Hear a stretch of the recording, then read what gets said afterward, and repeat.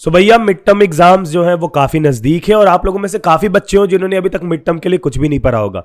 इस वीडियो में मैं आपको बताने वाला हूं 15 दिन की strategy to complete your mid term syllabus and score a good marks in mid term. देखो यार, मिड टर्म में वो मैक्सिमम मार्क्स स्कोर करना हमारा एक पर्सपेक्टिव नहीं होता।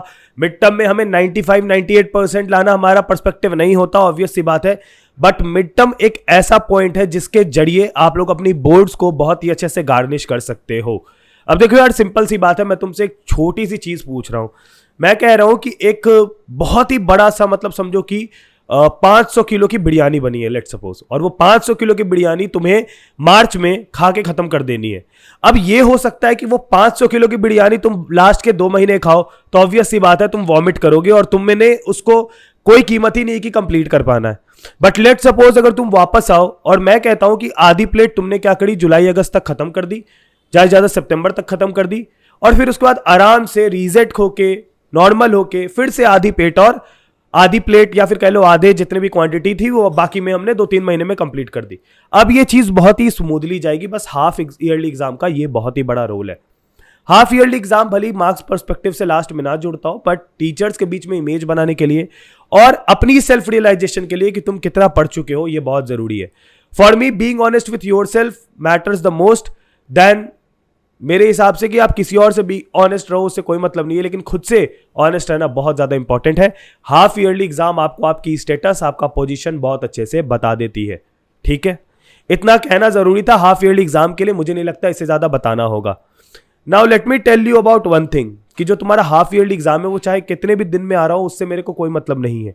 The first thing is that कि हाफ ईयरली एग्जाम की पढ़ाई तुम्हें आज से ही शुरू करनी होगी, और उसमें सबसे पहले तुमको अपने चैप्टर्स की थ्योरी देखनी होगी। अब थ्योरी देखने के लिए तुम्हारे पास बहुत सारे ऑप्शंस हैं।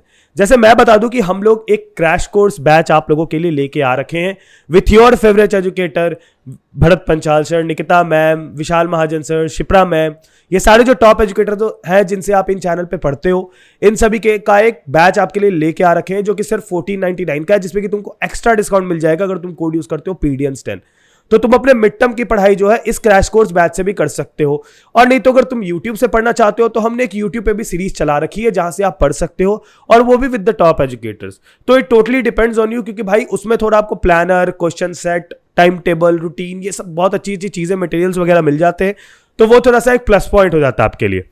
नाउ देखो यार, सबसे इंपॉर्टेंट बात है कि जो मिड टर्म एग्जाम की पढ़ाई है आप तो इन जरियों से कर सकते हो उसकी वीडियोस देख के, बट भैया क्या मैं अपनी मिड टर्म एग्जाम की पढ़ाई अभी से स्टार्ट करता हूं और मैंने 11th में कुछ भी नहीं पढ़ा है, जो कि तुम लोगों में से सबका सबसे बड़ा डाउट होगा, तो क्या मैं अपने मिड टर्म एग्जाम में कुछ भी कर पाऊंगा? देखो एक जेन्युइन बात बताता हूं, अगर तुम्हें एक्चुअली में अपने मिड टर्म एग्जाम में फोड़ना, अगर तुमने सोच रखा है कि नहीं मिड टर्म में तो अच्छे नंबर लाएंगे ही लाएंगे, अगर ऐसा सोचा है तो एक सिंपल सा चीज अपने दिमाग में डाल लो कि मिड टर्म एग्जाम के लिए पढ़ने के लिए 11th का बेस उतना ज्यादा इंपॉर्टेंट नहीं है जितना ज्यादा दिखाया जाता है। ठीक है, हाँ, जो सिलेबस की बात कर रहा हूं, सिलेबस पर्सपेक्टिव से आप जो है यार हाफ ईयरली एग्जाम में जो भी आपके सिलेबस है आप उसको नॉर्मली भी कंप्लीट कर सकते हो। अगर आप 0 से स्टार्ट कर रहे हो, अगर आप 12 से ही पढ़ रहे हो, सिर्फ 11 में आपने नहीं पढ़ा है, फिर भी आप कर सकते हो।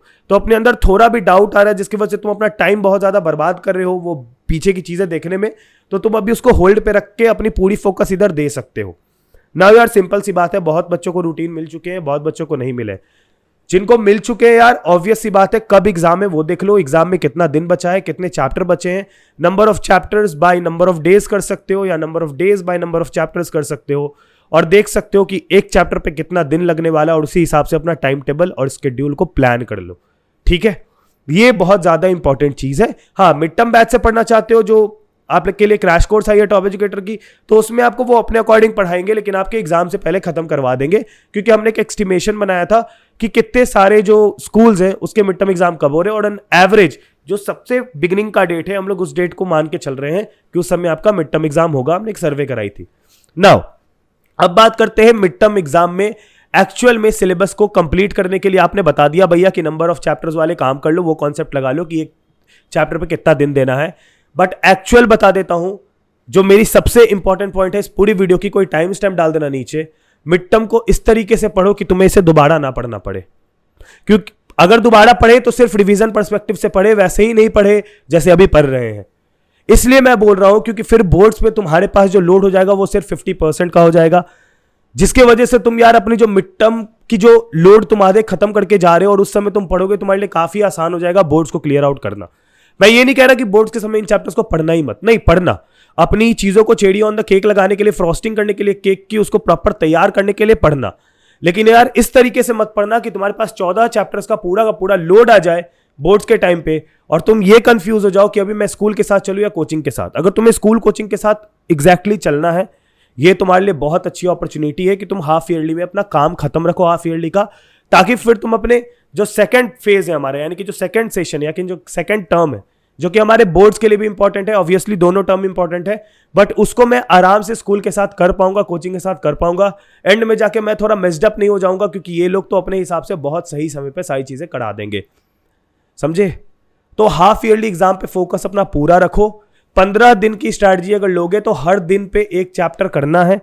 और मुझे पता नहीं कि तुम्हारी कितनी स्पीड है, बट हर दिन पे एक चैप्टर करोगे तो हाँ ऑब्वियसली वो 100 लेवल पे नहीं कर पाओगे, क्वेश्चंस तो कर लोगे ऑब्वियस सी बात है, और 3-3 4-4 सब्जेक्ट के करने हैं, यानी एक दिन में 4 सब्जेक्ट पे एक चैप्टर, और अभी स्कूल्स वगैरह भी चल रहे हैं, सब कुछ एकदम पीक पे चल रहा है, तो नहीं समझ में आ रहा, कंफ्यूजन काफ़ी हो रही है। इसी वजह से हमने बैच प्रेफर करा था कि तुम उसके साथ एक अच्छे वे में चल सकते हो।